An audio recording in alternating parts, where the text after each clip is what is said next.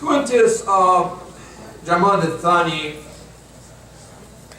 the birthday of the Lady of Light, Fatima Zahra alayhi salam.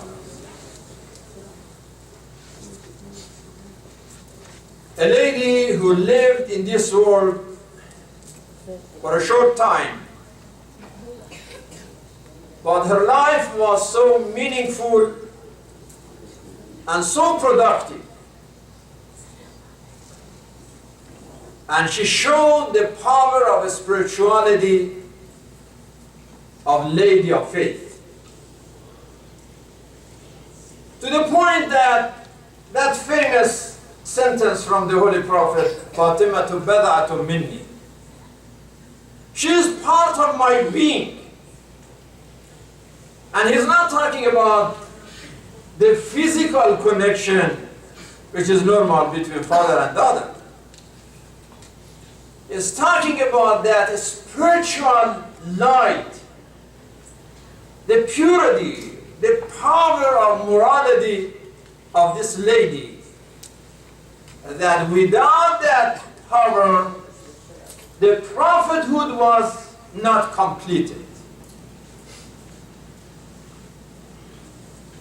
So when the Holy Prophet talked about Fatima, and he was not exaggerating, but at the same time it happened to be a big revolution against the culture of Jahiliyyah that used to put the female so down that people even doubt about the humanity of women. You know that one of the titles of the Holy Prophet is Abul Banat. He was the father of the girls, the daughters. And it's amazing that Allah subhanahu wa ta'ala chose the continuity of the mission of the Prophet through female, not male. He chose Fatima Zahra al-Kawthar to continue the mission of the Holy Prophet through her work, her wisdom, her worship, and generation that she produced. So Quran was very clear from day number 1, dealing with the question of gender, that don't consider that man and woman, like one is more important, one is less important. It's not that men are above the woman. Men are the first class and women are the second class. This is not how the Quran deals with this matter. Our hadith says that everybody is two halves, and this is why the process of marriage is to match two halves and make one body, one union, one soul, one goal, and one family. The verses in the Quran, إِنَّ الْمُسْلِمِينَ وَالْمُسْلِمَاتِ إِنَّ الْمُؤْمِنِينَ وَالْمُؤْمِنَاتِ. The believing man, the believing woman, the obedient man, obedient woman, the patient man, the patient woman, the honest man, the honest woman, they are all together. الصادقين الصادقات الصابرين الصابرات الخاشعين الخاشعات المتصدقين المتصدقات الصائمين الصادقات. The Quran mentions man and woman together, although in other verses when Quran uses, for example, the word insan or nas or bashar or Adam, is talking about both man and woman. And there are many other verses that we are shown this balance in dealing with men and women in the Quran. We see this balance about the examples in the Quran. There are verses talking about good man, good woman, good husband, good wife. The story of Moses, فَجَاءَتْهُ إِحْدَاهُمَا تَمْشِي عَلَى إِسْتِحْيَاءٍ قال إن أبي يدعوك ليجزيك أجر ما سقيت لنا. That this lady who later on became the wife of Moses, she was walking towards Moses with istihya, with modesty, with haya, with purity, with innocence. So Quran says this is Moses and that is his wife. Good husband, good wife. الطيبات للطيبين والطيبون للطيبات. مرج البحرين يلتقيان بينهما برزخ لا يبغيان يخرج منهما اللؤلؤ والمرجان. That this is tafsir of Sayyida Fatima and Imam Ali, that these are two Bahrain, two oceans that لا يبغيان. Both of them are fair. There is no baghi, there is no injustice in this relationship between this husband and wife. لا يبغيان. There is no i'tidar, there is no aggression. There is peace and justice in this family. And then the result is اللؤلؤ والمرجان, الحسن, الحسين, Zainab, Kulthum. This is a beautiful house. While there are other verses that both parties are evil.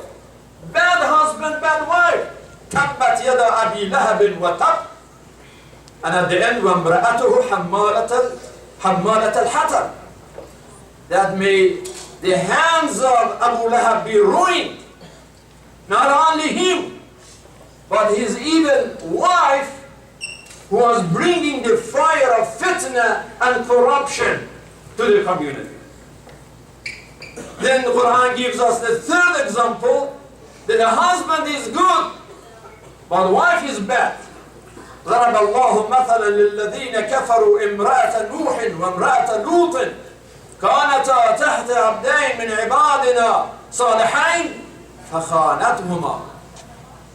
The husband is Nuh, a messenger of God, a mountain of patience.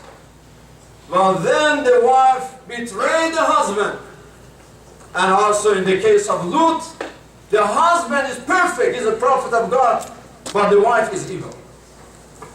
Then Quran continues this balancing approach. In the case that the husband is bad and evil, but the wife is angel. ضرب الله مثلا للذين آمنوا امرأة فرعون إذ قالت رب ابن لي عندك بيتا في الجنة ونجني من فرعون وعمله ونجني من القوم الظالمين. The husband is Pharaoh, manifestation of total corruption and evil and taghut. But then the wife is faithful and obedient to God and scared of this situation, hate her palace and this injustice that was going on around her husband and the government. So you see that Quran gave us 4 examples. Husband good, wife good. Husband bad, wife bad. Husband good, wife bad, husband bad, wife good. All these 4 examples. And then there are many other verses in the Quran that show the power of the spirituality of the ladies of faith. إذ قالت امرأة عمران رب إني نذرت لك ما في بطني محررا فتقبل مني إنك أنت السميع العليم. The mom of Mary, who became the mom of Jesus. When she was pregnant with Maryam, she said, Allah, this is my nether. She vowed to dedicate ma fi batna, the baby, to serve Allah. She wanted that this baby become a servant of mosque. You see how important it is that somebody works in the mosque. We think that, you know, is a janitor in the mosque and a khadim al-masjid. But then you see Maryam, she wishes that her baby become khadim al-masjid and serve God. Then when the baby was delivered, she realized that this is a girl, not a boy. And it was custom at that time that you want to serve the masjid. I mean, girl should be a boy, stronger or whatever, is different. فلما وضعتها قالت رب إني وضعتها أنثى وَلَيْسَ الذَّكَرُ كَالْأُنْثَى. They are مختلف. She doesn't say that the male is more important or female. She says that they are different.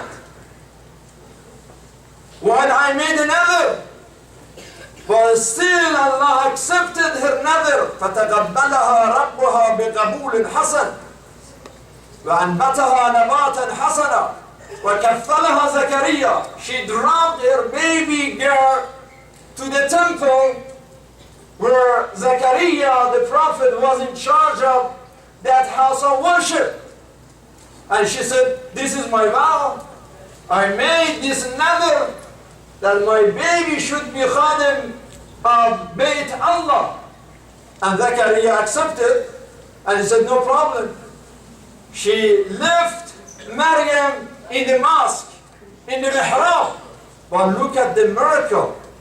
كلما دخل عليها زكريا المحراب وجد عندها رزقا قال يا مريم أنى لك هذا قالت هو من عند الله إن الله يرزق من يشاء بغير حساب. Subhanallah. Zakaria comes to the mihrab, comes to the masjid and said, it's full of fruit and food. And he's shocked where this food is coming from. And this little girl, Maryam, answers that this is from heaven. This is Allah subhanahu wa ta'ala that provided. You see, this way the Quran tries to tell us that powerful spiritual force that exists among certain women in this world. This woman can be that powerful, that great, that can have direct connection with Allah, that Allah would send her food directly from heaven. This is what the Quran says. And obviously, a great example is Sayyida Fatima alayhi salam. Inna a'tainaka al-kawthar. We granted you the abundance.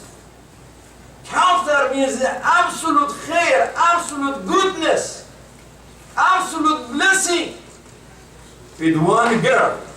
Yes. And then the Prophet said, نِعْمَ الْوَلَدْ الْبَنَاتِ مُلَطَّفَاتٌ مُجَهَّزَاتٌ مُونِسَاتٌ مُبَارَكَاتٌ مُفَلِّيَاتٌ.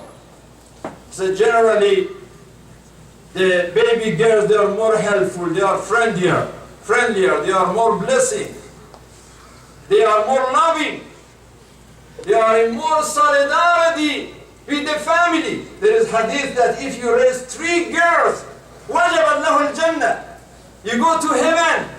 If you raise 3 daughters in the right way, because of the position, because of the spiritual power that women have, and sometimes is much more powerful than men. So we have to recognize that. You know, some people said that actually women have more than 5 senses. Isn't it like the connection between the mother and the children? All of a sudden, someday that you are going through suffering, your mom from Lebanon calls you all of a sudden, or from Iraq, or from somewhere, thousands of miles away. Looks like she feels something going on. And it's not coincident that she calls you in certain times because of the connection, because of the sense, because of that spirituality that exists between children and their wife. Unfortunately, these are examples in normal situation. But now in our age, with all this media, with all this corruption, the family is collapsing. Even now the definition of family is changing. Like some people now started to doubt that family is marriage between a man and woman. How obvious this issue is, still some people started doubting. Not necessarily, this is not necessary. Maybe the definition of family is something different. So all these clashes and confrontation, why? Why family is collapsing? Because of that spiritual disconnection. Because women and men, they are losing their spiritual power. And the absence of that blessing is causing all this chaos and confusion. among the family. Sometimes you are surprised. We are dealing with here in the House of Wisdom, like people come and they consult almost every day. And you know many people in your families, that families close to you, friends and neighbors, that the family are collapsing because of impatience, because of arrogance, because of intolerance, because of non-stop complaint, always complain, complain, complain. And the involvement of the police and court and 9/11 and so on and so forth. Why all this problem? When spiritual disconnection starts, when we become, instead of we turn to me, all the time talking about me. And when it is about me, then there is no chance for change. There is no place for peace. People think that they have to live a life perfect, without any problem. You know, they love each other, they marry, and after a while they say, oh, we have this problem, we have that problem. And they come to me, what did we wrong that we have this problem? I said, maybe you did something right, and that's the cause of you have this problem. You think, are you surprised that you have problems in your life? You thought that life should be without problem? Life without problem is not life. Life without opportunity, life without challenge has no opportunity. These problems in life are blessing. It depends on how we deal with them.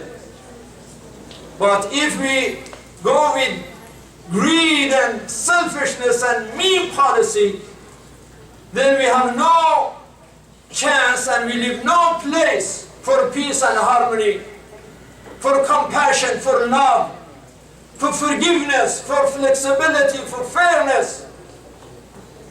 We ruin all the roots of cooperation and love in the family.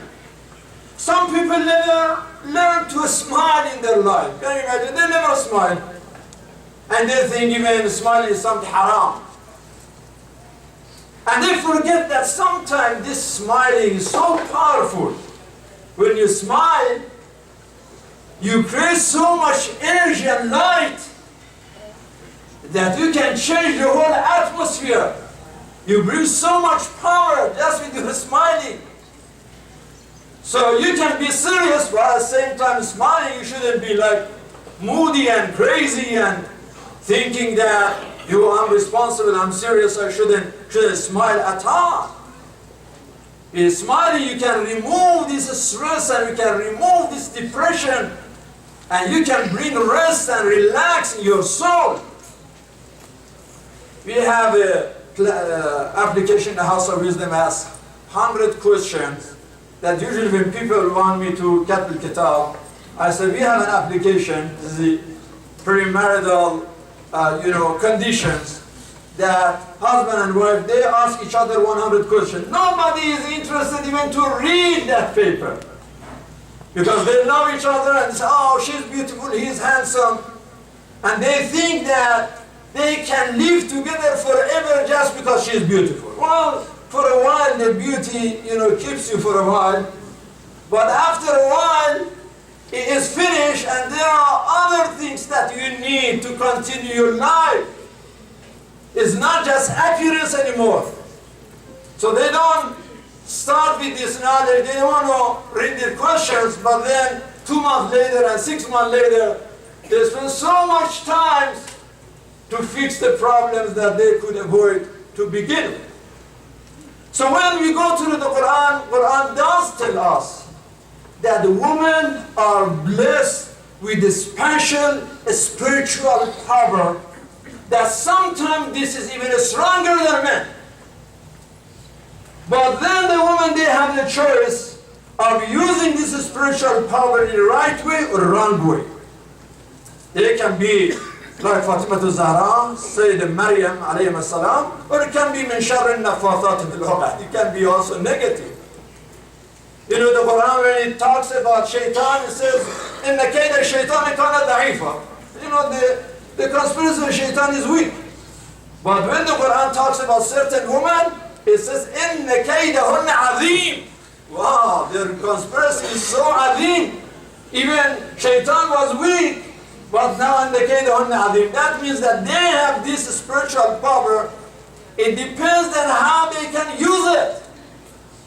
And now, if any of men get to that problem and trouble in the family, this is why the Prophet said, "Man kana lahu imra'atun tu'dhihi lam yaqbal Allahu salataha wa la hasanatan min 'amaliha hatta tu'nihi wa turdihi."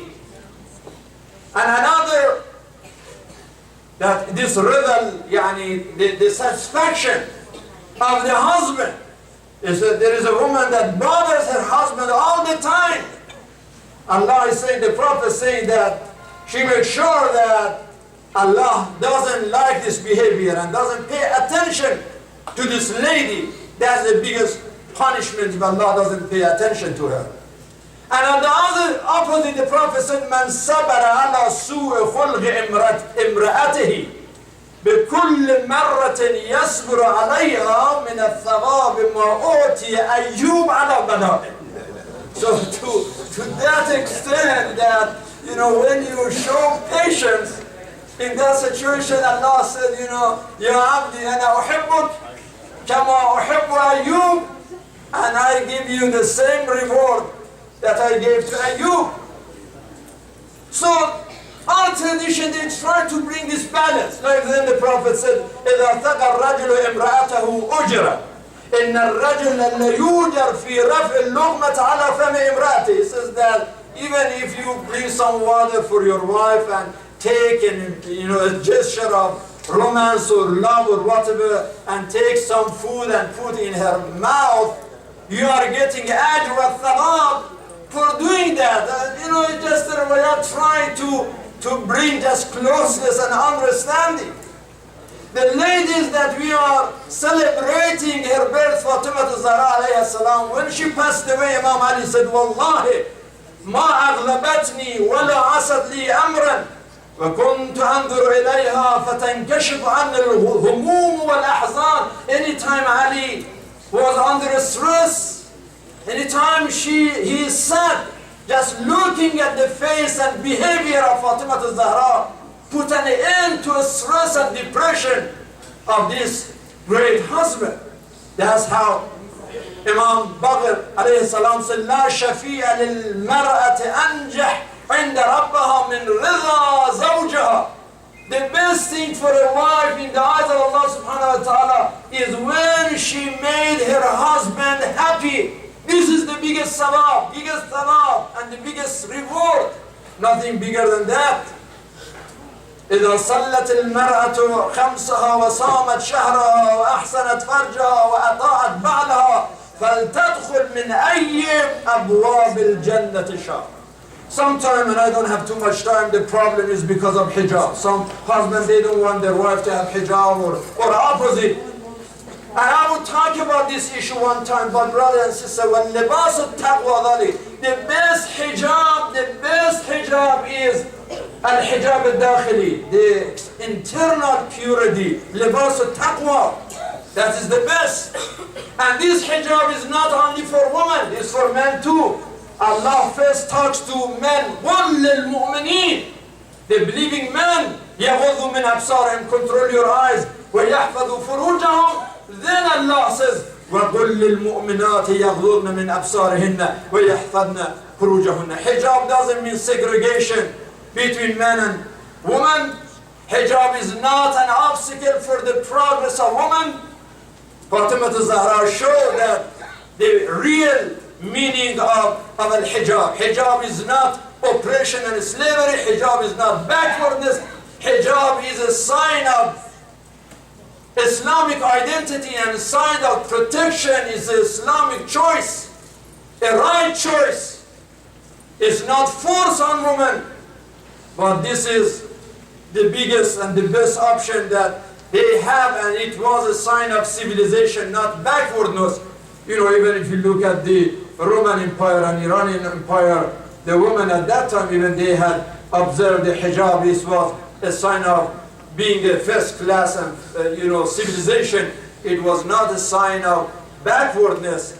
as some people may. But unfortunately, with the media and all the things, some people think that if a girl has hijab, even in America, lots of girls, they go to university, the campus is full of Muslim girls with full hijab, and they have no problem.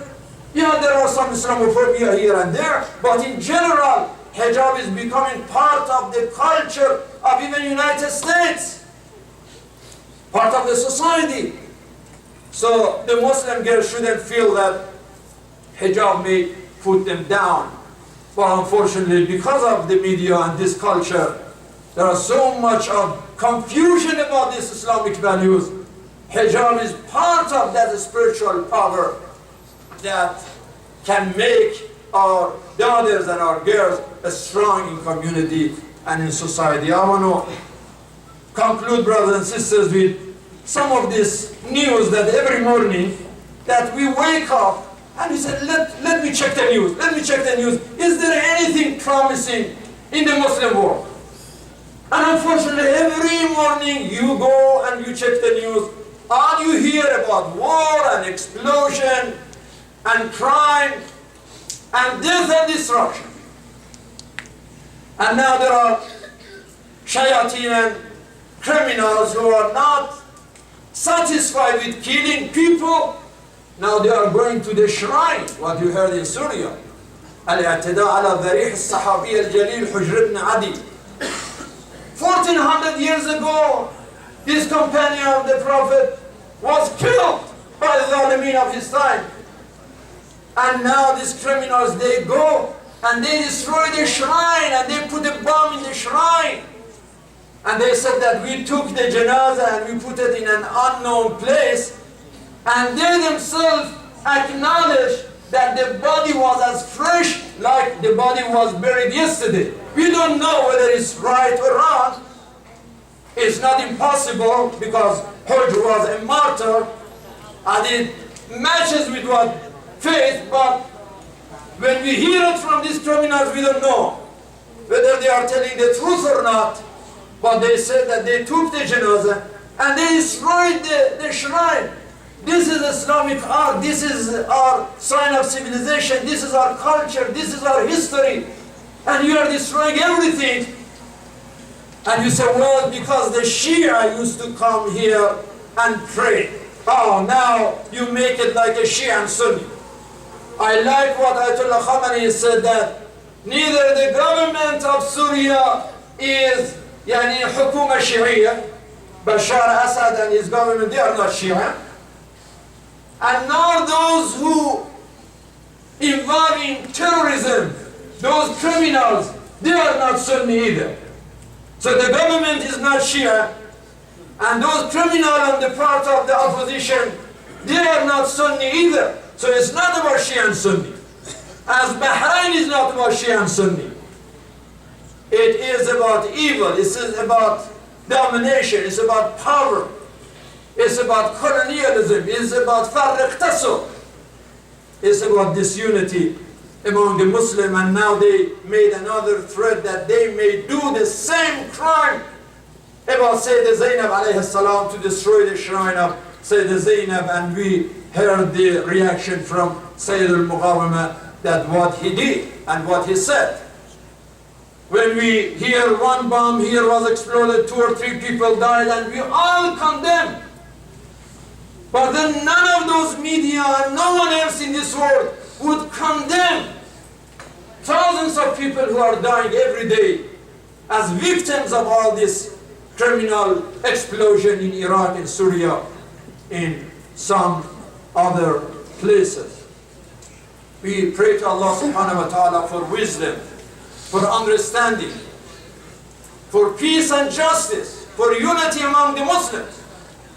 And this leaves this new generation with a new challenge, that our youth in this community understand that this cancer in the Muslim world is the cancer of jahl, ignorance, the cancer of poverty, the cancer of disunity, marad al-faqr wa marad al-jahl wa marad al-ikhtilaf wa tafarruq.